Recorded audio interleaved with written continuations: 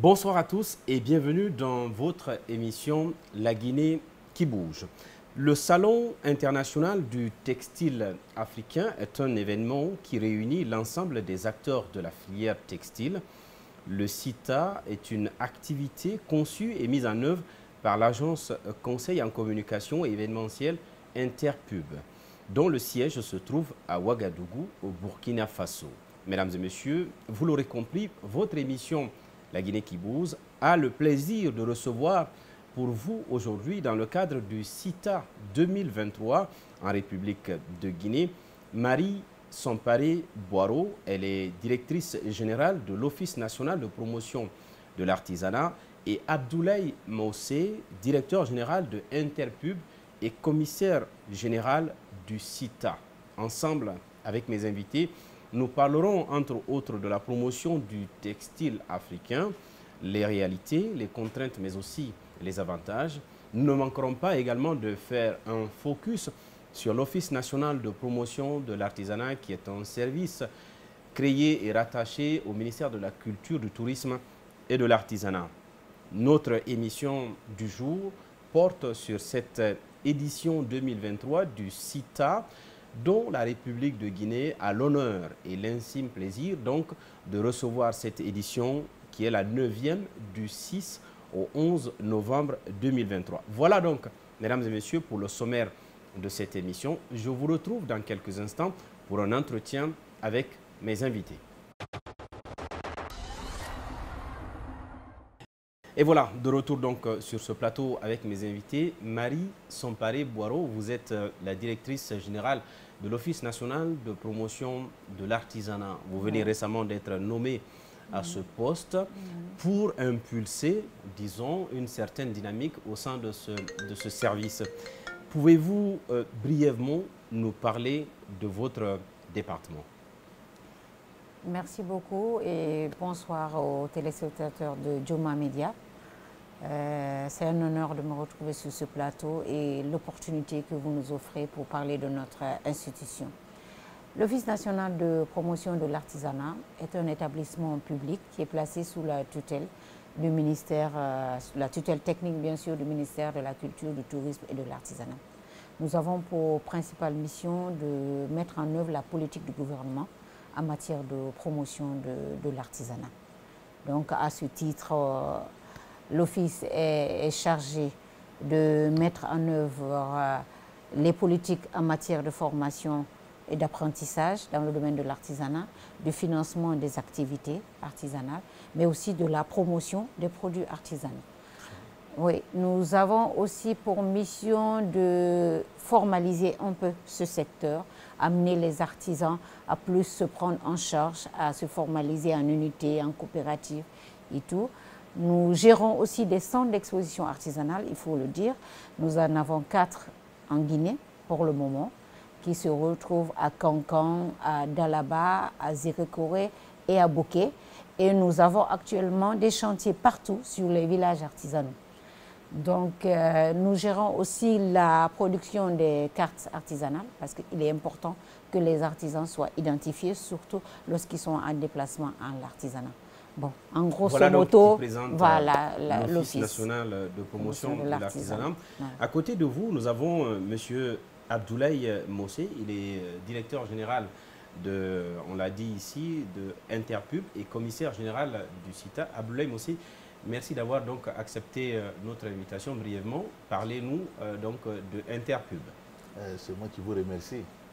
Il faudrait dire que Interpub, comme son nom l'indique, c'est une structure de communication qui a généré le Salon international du textile africain, qui aujourd'hui a plus de renommée même que son géniteur. Particulièrement, Interpub était spécialisé dans l'affichage publicitaire dans les stades, la publicité par l'objet. Et du côté événementiel, il faudrait dire qu'il y a le Salon international du textile africain, il y a le salon des TPE, les terminaux de paiement électronique. Et donc, Interpub est plus spécialisé. Et là où ça prend mieux, c'est l'événementiel. Qui aujourd'hui, vous le savez, nous sommes à la 9e édition du Salon international du textile africain, qui a vu jour en 2009. Donc, c'est pour d'autres circonstances que ça n'a pas eu lieu de 2011 à 2017 avec la situation socio-politique au Burkina Faso. Donc depuis 2017, il y a eu la 4e édition, et 2018, la 5e édition, et la 6e édition, nous avons commencé à essayer de rendre à César ce qui est à César, l'intitulé Salon international textile africain, et comment exporter cela. Et nous avons vu que la Guinée équatoriale était offrante de leur terre pour pouvoir nous permettre de réaliser la 6e édition à l'international. Et aujourd'hui, vous êtes à la 9e édition que vous avez projeté de faire en République de Guinée. Je vous ai invités tous les deux pour que nous parlons à la fois de cet événement, mais surtout de la problématique du textile africain. Ouais. Aujourd'hui, il est très aisé de constater que le textile en Afrique est surtout un textile importé. C'est du textile qui est importé de l'Europe, de la Chine ou d'autres pays ou d'autres continents. Alors que l'Afrique a son textile. Chaque pays a son textile. En parlant de textile, il y a un mot qui revient également, c'est le coton. En Afrique, chaque pays également est doté du coton à travers tout ce qui est mis en place sur le plan local. D'où la nécessité que nous parlions donc de cette problématique du textile africain et de la problématique de la disponibilité du coton africain. Aujourd'hui, quelle est la situation? Je commence par vous, Madame Boileau. La situation en Guinée, c'est que ces dernières années, on était beaucoup en déficit de coton jusqu'à présent. N'oubliez pas que nous sommes aussi avec la caméra. Donc... Ah, d'accord. Ouais. Donc, ces dernières années, il y avait beaucoup de difficultés au niveau de la culture du coton. Mais avec l'arrivée du CNRD, il a été mis en place une usine de coton à Cancan qui commence déjà à produire. Mais on est encore vraiment en dessous des besoins des populations. Donc c'est un véritable problème pour nos artisans parce qu'ils sont obligés d'importer le coton, soit du Burkina Faso, soit du Mali. Donc nous espérons avec l'engouement que cela suscite et aujourd'hui tout ce que le gouvernement veut mettre en place pour le développement de l'artisanat, parce qu'il faut reconnaître que le textile est vraiment dans l'étape embryonnaire. Dans l'étape, pas embryonnaire, mais il y a des difficultés d'approvisionnement des matières premières. Donc il faut vraiment apporter des solutions à ce problème. Abdoulaye Moussi, vous qui avez, disons, le regard africain, avec 8 éditions donc, du CITA organisées à la fois à Ouagadougou, mais dans d'autres pays africains. Là, on a vu la récente édition qui s'est déroulée à Lomé. On était aussi à Djibouti. Donc, vous avez donc ce regard, on va dire, africain et panafricain sur le coton et le textile. Est-ce qu'on peut dire aujourd'hui qu'il y a péril à la demeure? Je pense que nous pouvons dire cela, parce que dans le temps, le coton constituait, par exemple, quand vous prenez le Burkina Faso, avant le boom de l'or, c'était la première matière d'exportation en matière de produits. Et donc, jusqu'à un moment donné, vous savez que les autres cultures, il y a eu un moment par rapport au coût qu'on veut prendre avec les paysans, ils préfèrent faire du maïs ou autre chose par rapport au coton. Donc là, à ce niveau, ça joue drastiquement. Et il y a le aussi... fait que le coton ne rapportait pas grand-chose, les paysans se sont... Vous voulez dire que les paysans se sont dirigés vers d'autres cultures? Voilà, parce que vous savez très bien qu'ils ont besoin des intrants pour rentrer dans la production. Au niveau des récoltes, et si les prix sont imposés à l'international, finalement, il n'y a pas souvent un prix stable. Et donc, ça fait que... Les fluctuations du marché. Voilà, exactement. Ils subissent cela. Donc, pour nous, au niveau du CITA, il faudrait que le CITA, même d'abord, l'initiative, c'est vrai qu'il y a agence de communication, mais l'idée est venue comment? C'est un jour, paix à son âme, le président malien ATT, on échangeait tranquillement à Koulouba par rapport à la résistance africaine face au développement, parce que nous sommes évincés à tous les niveaux. Et quand on regarde très bien, technologiquement, on les suit. Mais il y a un minimum qu'il faut faire en Afrique. Et il y a que nous devons faire un effort pour transformer nos matières premières pour qu'il y ait un peu plus de valeur ajoutée, ce qui crée de l'emploi et on l'exporte aussi un peu cher.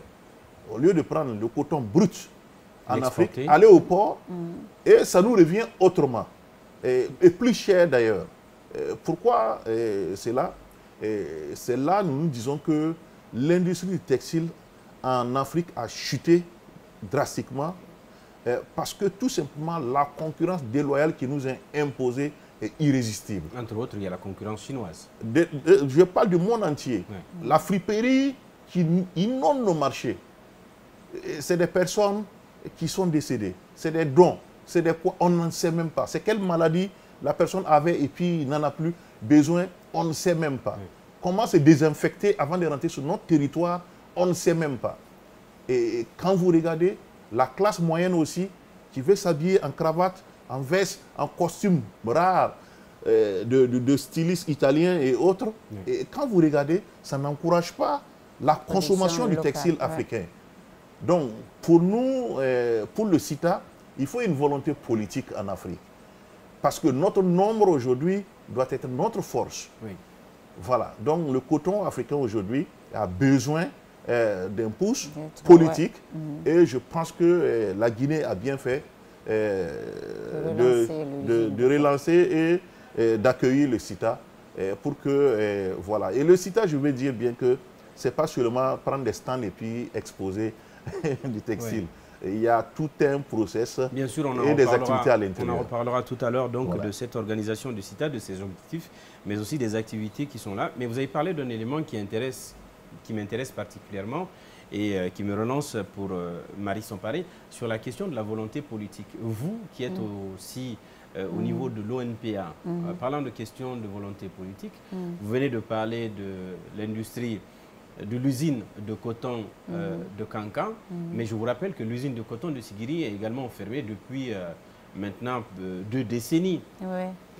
Est-ce qu'il y a des initiatives à ce propos, à la fois puisque c'est une industrie qui donne de l'emploi à la communauté locale? N'oublions pas que Sigiri est une ville aurifère, en tout cas dominée par l'activité aurifère, alors que l'activité cotonnière pouvait également permettre d'avoir de l'emploi et de diversifier les activités sur le plan local et bien sûr d'avoir cette autonomie en termes de textile africain. Qu'est-ce que vous faites à ce niveau-là? Nous, en fait, au niveau de l'ONPA, nous essayons de faire des plaidoyers. Parce qu'il ne faut pas oublier que dans le domaine du textile, plusieurs départements ministériels rentrent en ligne de compte, notamment celui du commerce, celui de l'industrie. Donc, c'est un plaidoyer que nous faisons chaque fois que nous avons l'occasion pour dire qu'ensemble, il faut qu'on voit réellement ce qu'il y a à faire dans ce domaine. C'est pourquoi nous avons planifié normalement dans le trimestre à venir un atelier sur la problématique du textile guinéen. C'est autour de la table que toutes ces entités vont être représentées ensemble. Nous allons discuter quel est le chemin, quels sont les moyens à apporter pour que vraiment l'industrie du textile soit mise en œuvre. Parce qu'il y a l'agriculture qui rentre en ligne de compte avec la communauté. Après, il y a l'industrie qu'il faut le faire. Après, il y a nous, les tisserands, qui allons récupérer ces matériaux-là pour le transformer en pagne et tout. Donc, c'est toute une chaîne qui travaille ensemble. Donc, au cours de cet atelier, normalement, toute cette problématique-là va être posée et on va essayer de trouver vraiment des solutions adéquates que nous allons après soumettre à nos décideurs. Bien sûr, avec un mécanisme de suivi également. Bien sûr, ça c'est obligé. Parlons donc des opportunités aujourd'hui. Est-ce qu'il y a nécessité que l'Africain, que le Guinéen s'habille ou mette en valeur son textile? Je vous renvoie à la question. Oui, je pense que c'est nécessaire. Et vraiment, moi, je suis ravie parce qu'en Guinée, actuellement, vraiment, je vois plein de personnes qui sont habillées en textile guinéen, mais à modèle européen, comme on dit. Ils essayent un peu de faire le mélange, parce qu'il ne faut pas oublier qu'on est dans un village planétaire.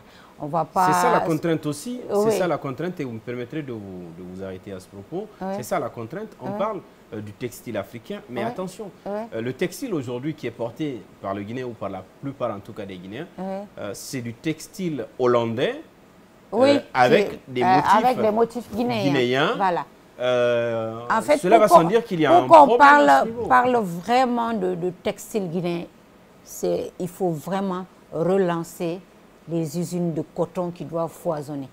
Parce que c'est ça le vrai coton. C'est-à-dire que le fil provient de chez nous, le coton est cultivé ici, oui. L'unité de filature existe ici, et c'est tissé en Guinée. Donc là, on parlera vraiment de textile guinéen. Et en parlant de textile guinéen... Sinon, on fait beaucoup plus la promotion de la teinture guinéenne. Oui. Voilà. Et si au Burkina, on parle du Faso d'Anfani, oui. En Guinée, on parle de 4 types de textiles. Oui. Il y a au niveau de la Moyenne Guinée, il y a la Basse-Côte, il y a la Haute-Guinée, il y a la Guinée forestière. Oui. D'où cette richesse, encore une fois, de pouvoir mettre en avant le textile guinéen. En parlant d'opportunités, je m'adresse à vous, Abdoulaye Mossé. Oui. Encore une fois, à propos de cette question, est-ce qu'il y a aujourd'hui une nécessité que l'Africain, vous parlez de la mondialisation, du fait qu'on est devenu un petit village, est-ce qu'il y a nécessité que l'Africain, forcément, puisse s'habiller dans son textile? Il y a plusieurs raisons. Allez-y. Pour les questions de dignité même d'abord. Parce que qu'est-ce qui nous a mené à accepter? Il y avait 4 pays qui voulaient qu'on organise dans leur pays le CITA 2023. Mais particulièrement, la Guinée, c'est un pays, je n'invente pas, c'est un pays leader. C'est un pays dans la lutte collective pour l'émancipation du peuple africain. La Guinée a le drapeau.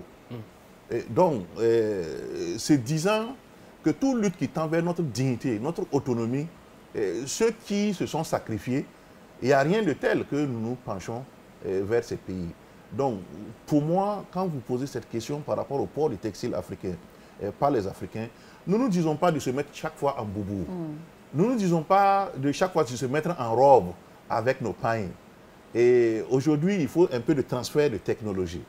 Nous devrons venir 1 mois avant le salon pour que les tisserands guinéens, en entendant l'usine de textile, puisqu'ils puissent produire des pains, comme vous le voyez, ça c'est purement des femmes qui l'ont fait, ça ne vient pas d'industrie. C'est du coton burkinabé. C'est du fait à la main. Fait à la main. Ouais. Aujourd'hui, en Guinée, il y a fait à la main, mais les bandes sont minces. Et aujourd'hui, il faut faire des bandes de 60 cm, ce qui permet aux stylistes... D'où la nécessité d'avoir une certaine technicité. Exactement. Et c'est là que vous allez rentrer en ligne de compte. Voilà, nous venons 1 mois avant le salon pour, avec le matériel et tout, les artisans comme les soudeurs et autres vont pouvoir reprendre ce matériel ici. Voilà. Donc, qu'est-ce qui se passe? Votre question exactement, l'autre dimension, oui. Par rapport à la chaîne de valeur. Oui. Si nous voulons des marques italiennes et autres, Armani et autres, nous avons les Théa Yaya, on a les Lama, on a des grands stylistes guinéens et qui aujourd'hui, il suffit qu'ils fassent avec ce que l'artisan guinéen produit et je pense avec un appui politique. Pourquoi je dis appui politique? On pourrait décider que toutes les fêtes d'indépendance, toutes les fêtes des pays africains, il ne faut pas que quelqu'un, à part les ambassadeurs, il ne faut pas que quelqu'un vienne avec autre chose qui n'est pas produit localement pour montrer notre dignité ce jour-là au moins. Et permettez-moi de vendre la mèche à ce niveau. La Guinée est largement en avance, puisque chaque année, les fêtes d'indépendance ou les fêtes des femmes, 8 mars ou la fête du travail, tout le monde est déjà... Le textile guinéen qui est mis en avant à travers soit l'un des textiles des différentes subdivisions du pays. La Guinée, il y a une autre volonté politique qui est à saluer parce qu'il faut reconnaître que le CNT aujourd'hui a voté une résolution selon laquelle à chaque session parlementaire, tous les conseillers sont habillés en textile guinéen. Voilà une bonne nouvelle. Déjà... Nous, on les encourage. Nous allons les encourager à aller vers le port du textile africain en milieu scolaire. Et vous allez voir, quand on va arriver à ce niveau, vous avez dit quelque chose de très important. Il ne faut pas qu'on parte ramasser du bazin hollandais pour venir faire la teinture et puis habiller les enfants. Il faudrait maintenant que tout ce que ces centaines de milliards qui doivent quitter la Guinée pour amener du tenue kaki ou autre bazin, et que ça soit des artisans guinéens qui bénéficient de ces milliards. Là, on parle de valeur ajoutée. Absolument. Sinon, c'est le vendeur de teinture qui va profiter, mais pas réellement les acteurs guinéens. Alors, vous parlez de valeur ajoutée. Je pense que le CITA s'inscrit dans cette logique de valeur ajoutée, dans l'esprit de promotion de l'artisanat africain, du textile africain. On a parlé du coton, c'était nécessaire, puisque pour parler du textile, il faut du coton. Et on ne peut pas parler de pagne sans qu'il y ait de coton. Et on ne peut pas parler de coton sans qu'il y ait l'agriculteur. On ne peut pas parler de vente sans qu'il y ait de commerce. Vous l'avez dit, c'est toute une chaîne qui se met en place pour pouvoir parler de cette problématique. D'où le CITA 2023. Il y a quelques heures, vous avez procédé donc au lancement des activités de cette 9e édition en République de Guinée. Une première fois que le pays va recevoir du 6 au 11 novembre. Déjà, qu'est-ce qui a motivé la Guinée de recevoir cette édition du CITA? Marie Sampari. D'abord, pour avoir participé à plusieurs éditions, si je me trompe, toutes les éditions du CITA, la Guinée a été toujours présente. Donc, ça nous a donné cette idée de pouvoir reproduire la même chose chez nous. Parce que quand on voit toute la beauté de tous ces brassages culturels qui se passent au niveau du CITA, on s'est dit que la Guinée, comme il l'a dit, pour avoir été un pays précurseur de liberté et tout, d'indépendance, on devrait accueillir encore l'Afrique. Et je pense que c'est aussi une belle période, parce que nous sommes en transition. À l'extérieur, les gens ont toujours tendance à croire que ça ne va pas du tout en Guinée, que nous sommes enfermés, qu'il y a des couvre-feux et tout. Il faut qu'on montre à la face du monde qu'on vit bien, que nous sommes en liberté. Donc c'est ce qui a motivé notre choix. Et nous avons demandé à notre tutelle de demander à la candidature de la Guinée, ce qui a été entérimé par le chef du gouvernement et le président de la République, que je remercie de passage d'ailleurs pour cette décision. Très bien. Donc la volonté politique, on voit que cela se met en place déjà sur le textile. Mais le Guinéen a besoin de savoir, Mossé, c'est quoi le CITA? C'est quoi son objectif? Il faudrait dire que le CITA, d'abord, c'est la promotion du textile africain en premier lieu. Et maintenant, les objectifs sont contenus dans 7 activités. Particulièrement, il y avait 6 activités, mais en Guinée, curieusement, il y a eu de l'innovation. Et une 7e activité qui vient de s'ajouter. Premièrement, pour comprendre le CITA, il va sans dire que la première activité qui coïncide avec la cérémonie d'ouverture. La cérémonie d'ouverture, l'activité phare est la parade des pays africains dans les tenues. Il y a des dizaines de personnes qui viennent de chaque pays, qui est composé de stylistes, d'exposants et autres. La délégation du pays doit passer devant le président de la République avec les tenues qui identifient leur pays. Ouais. Et en cela, il faut se dire que c'est comme une compétition pour chaque pays africain. À Lomé, on avait pratiquement 34 pays. Conakry, nous visons 40 pays. Voilà, et je pense que nous allons atteindre aussi. Quand vous regardez l'activité qui suit immédiatement, il y a l'exposition où il y a des stands pays.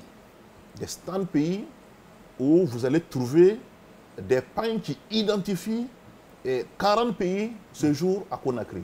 Et c'est du 6 au 11, donc 6 jours. Ce qui est extraordinaire parce que d'habitude c'est 3 jours.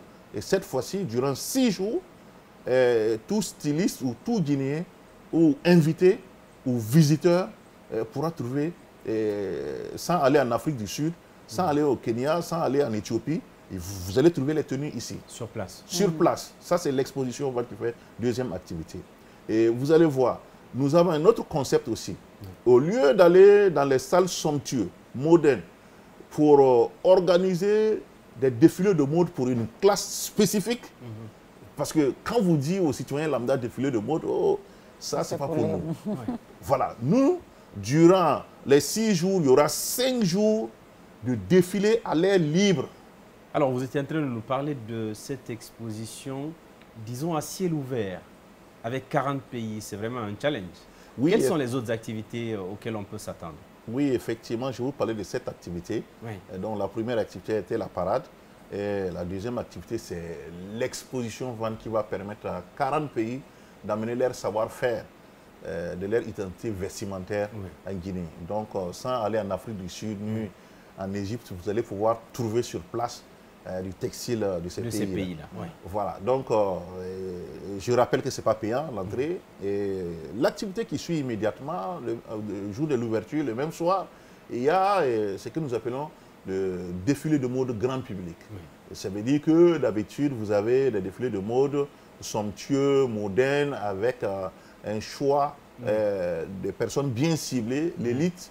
Et pourtant, quand nous voulons... Alors que cette fois-ci, c'est... Nous voulons une consommation massive. C'est ouvert à tout le monde. Voilà. Donc, si vous voulez que les gens accèdent et que les gens contribuent à consommer davantage le textile africain, il faut les ouvrir aussi. Il faut rendre accessible. Voilà, accessible. Donc, nous allons organiser sans payer un grand défilé de mode et il y aura plus de 100 stylistes et au moins plus de 20 stylistes par jour qui vont compétir. Et pendant ces 6 jours. Pendant ces 6 jours. Ouais. Voilà, 5 jours, ils vont compétir. Le dernier jour, c'est la nuit du coton. Donc, durant ces défilés de mode, vous allez voir des meilleurs mannequins que chaque pays aurait choisi aussi pour accompagner leurs stylistes. Mais vous avez parlé aussi, vous avez pensé à la formation. Une formation à 2 volets, vous étiez en train de... Exactement. Et le défilé de mode, c'est la 3e activité. La 4e activité, c'est la formation. La formation, ici, nous avons 2 types de formation. L'autre formation qui consiste en un transfert de technologie Burkina-Guinée. Nous savons que les Guinéens, ils font les textiles africains, ils ont les tisserands et tout. Mais nous, on a atteint un autre niveau où nous faisons des grosses bandes de tissus avec la main. Parce que ici, Marie Sampari va nous dire ça tout à l'heure. Oui. Ici, on fait plutôt les tissus avec les petites bandes. Oui, voilà. Oui. Donc, ils vont passer la grande bande. Et c'est un peu fin en Guinée. Nous allons venir avec ce qui est un peu lourd, un peu fin, et comment mélanger des brillants, comment mélanger un certain nombre de choses pour rendre plus attrayant le tissu. Voilà, même les colorants et tout. Donc ça, c'est la formation en tissage que le CITA va venir organiser 1 mois avant le CITA et l'ouverture. Et l'autre formation qui, quand même, est un peu extraordinaire, c'est la formation en e-commerce. Nous savons que... Et là, vous vous intéressez à la vente. Voilà, c'est-à-dire que booster la vente, tous ces stylistes, ils le font pour pouvoir vendre. Tous ces artisans, ils rentrent pour pouvoir vendre. Donc, aujourd'hui, vous en convenez avec moi que le commerce mondial est en train de se délocaliser, se dématérialiser. Il est très difficile d'avoir assez de clients dans une rue ou sur une avenue. 1000 personnes peuvent passer, mais peut-être 10 personnes vont s'arrêter et rentrer dans la boutique durant toute la journée. Alors qu'aujourd'hui, on a la possibilité de dématérialiser notre magazine. Et de gagner des milliers et des milliers de visiteurs sur ta boutique en ligne. Et pour accroître tes chances, il faut aller. Sinon, nous serons en retard encore. Quelle autre activité à laquelle on peut s'attendre? Après ces formations, il faudra se dire qu'il y a une conférence internationale qui, l'Union africaine, la CEDEAO, plusieurs entités des différentes régions de l'Afrique participent avec d'autres experts, ainsi que les mêmes acteurs qui vont venir, pour réfléchir autour des problématiques de la promotion du textile africain. Vous savez, les pays sont diversifiés, mais si vous prenez le Rwanda, purement et simplement la question des friperies, ils augmentent drastiquement les taxes, ce qui décourage l'importation. Donc chaque pays va voir ce qui est adapté. Et si vous bloquez les friperies... Cela veut dire qu'il y aura un débat à ce propos pendant le CITA 2023. Pour faire des propositions au gouvernement. Voilà. Donc, pour vous dire, c'est la nuit du coton qui va boucler le tout. Très bien. Abdoulaye Mossé, on voit une grosse batterie d'organisations qui devrait se mettre en place donc en République de Guinée du 6 au 11 novembre. La question à laquelle Madame la directrice va nous répondre tout à l'heure, c'est est-ce que la Guinée est apte à pouvoir organiser une aussi importante édition du CITA? Et quelles sont les dispositions pratiques? Je pense que la Guinée a toujours été apte pour de grands événements. Et c'est une aubaine pour nous. Si on a été épaulé par les grandes autorités pour nous dire qu'ils acceptaient qu'on organise, c'est que quelque part, je pense qu'au-delà de la volonté, les moyens aussi vont suivre pour l'organisation. En tout cas, c'est un grand défi parce qu'on n'était pas les seuls comment dirais-je, candidats devant le Maroc et la Tunisie. Donc, c'est vraiment un gros challenge. Mais je pense qu'avec comment dirais-je, les ressources humaines que nous avons en Guinée, en plus de l'équipe du CITA, en plus de la volonté politique qui a à nous accompagner, je pense qu'on pourra organiser vraiment et réussir le CITA 2023 en République de Guinée.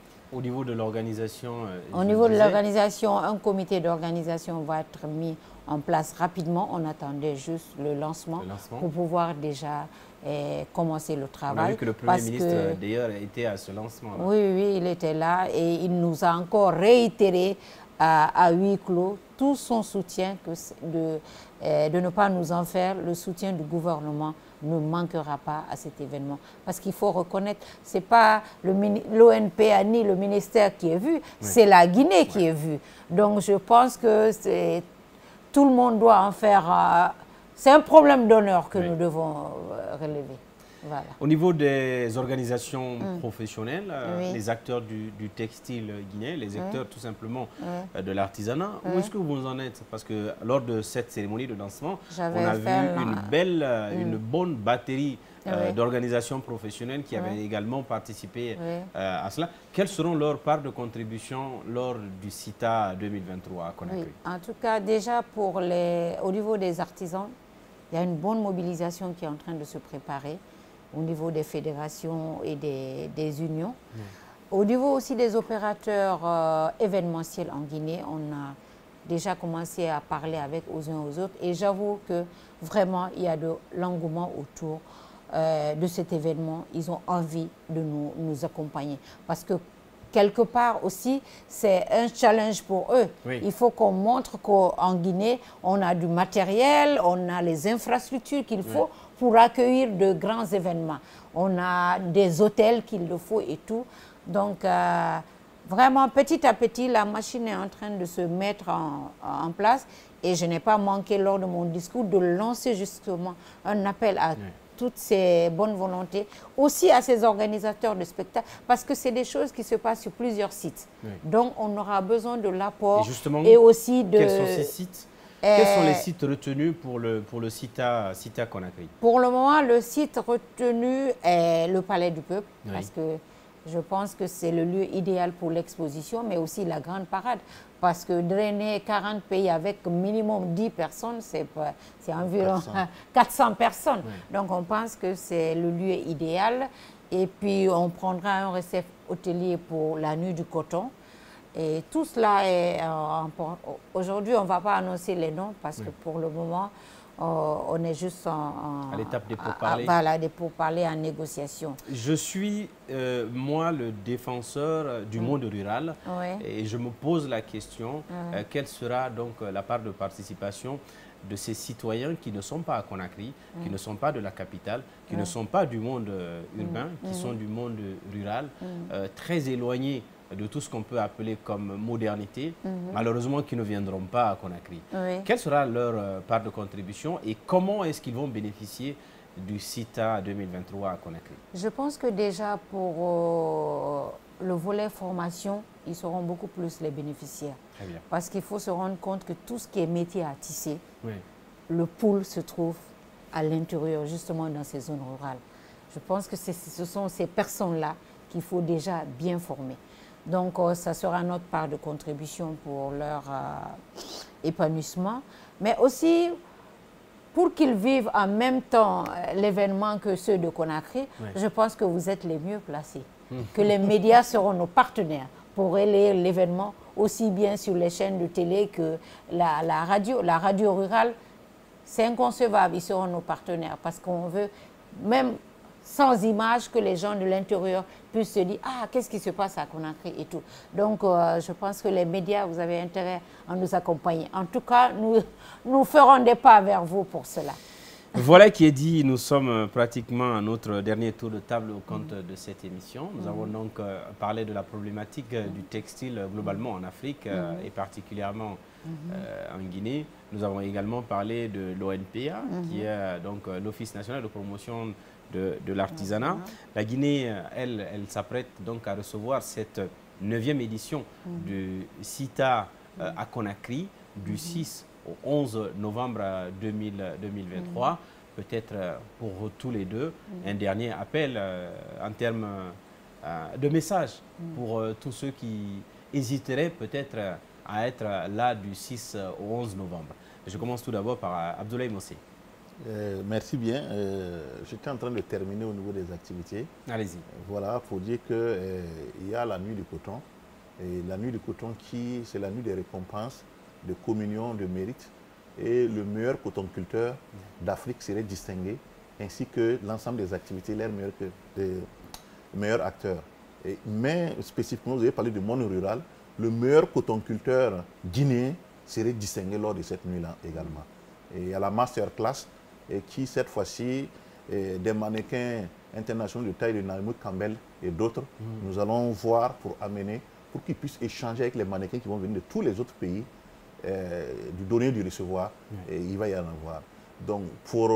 le mot de la fin. Le mot de la fin, il faudrait dire que, pour moi, au-delà de la volonté politique, il faudrait que la Guinée s'en rende compte que c'est devant des pays comme le Libéria, le Gabon, Zimbabwe, plusieurs pays africains qui voulaient l'édition de organiser cette 9e édition. Voilà, donc je pense qu'il y a eu des arguments qui ont été avancés. Donc si le gouvernement, le ministère a joué sa partition, et il va falloir qu'au-delà de l'ensemble des opinions, qu'est-ce que le Guinéen peut tirer profit de ce qui arrive. Voilà, parce que 400 invités qui vont venir, parallèlement il y aura plus de 1000 à 2000 personnes qui vont venir volontairement, soi-même, pour participer à l'événement. Donc ça va faire bouger l'économie à tous les niveaux. Absolument. Voilà, donc il faut qu'ils s'imprègnent de l'ensemble des activités pour pouvoir profiter du CITA. L'appel donc à la population guinéenne à se mobiliser au compte de cette 9e édition du CITA. Voilà. Marie Sompari. Donc moi j'inviterai les Guinéens à s'approprier de cet événement parce que c'est vraiment une belle aubaine pour que nous distillions une meilleure image de notre pays. Et je profiterai pour ce message au chef de l'État, le colonel Mamadi Doumbouya, président de la transition. Je voudrais bien que cet événement soit déclaré d'utilité publique parce que vraiment le secteur du textile, c'est tout un secteur qui porte l'économie de ce pays.